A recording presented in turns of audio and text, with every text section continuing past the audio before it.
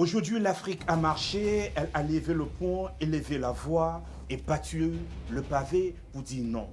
Non à la manipulation, non au mensonge, non à la guerre médiatique.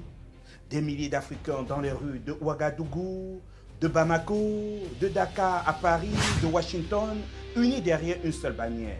La souveraineté du Burkina Faso et le soutien à son président de transition, le capitaine Ibrahim Traoré. Pourquoi cette mobilisation?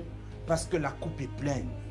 Parce qu'après des décennies de pillage, d'ingérence, de coups tordus, voilà qu'un général américain, patron du commandement pour l'Afrique, l'Africom, ose accuser le jeune leader burkinabé de spolier l'or du pays pour se protéger personnellement.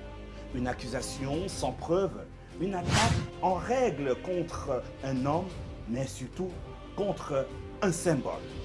Oui, il faut le dire, Ibrahim Traoré est aujourd'hui plus qu'un président de transition. Il incarne une rupture générationnelle, idéologique, historique. Il incarne cette jeunesse africaine qui ne veut plus se contenter de survivre pendant que d'autres prospèrent sur ses richesses.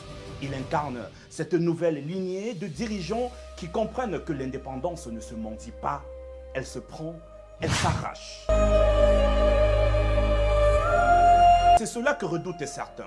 Ce vent venu du Sahel qui souffle sur l'Afrique, qui renverse les vieux schémas coloniaux, qui pousse vers la multipolarité, qui dit « c'est fini, nous sommes à l'ère du verseau, l'ère de la vérité, de la lumière, de la révélation.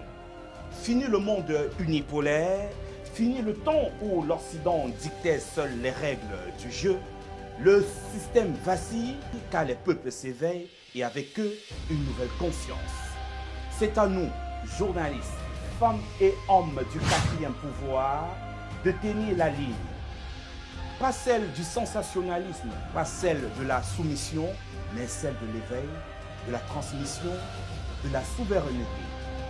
Oui, nous avons une mission sacrée, défendre les intérêts de l'Afrique et des Africains.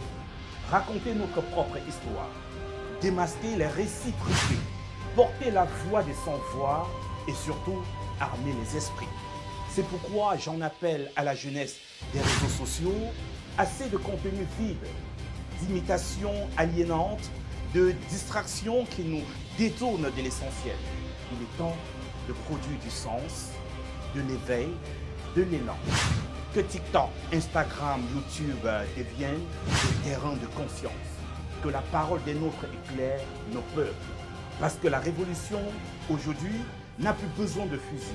Elle a besoin de caméras, de micros, de stylos et elle a besoin de toi, de nous. Alors que le monde bascule, l'Afrique doit s'élever, pas contre les autres, mais pour elle-même. Et cette élévation commence par la vérité, par la justice, par la presse libre et panafricaine. Le vent s'est levé, à nous d'en faire une tempête de dignité.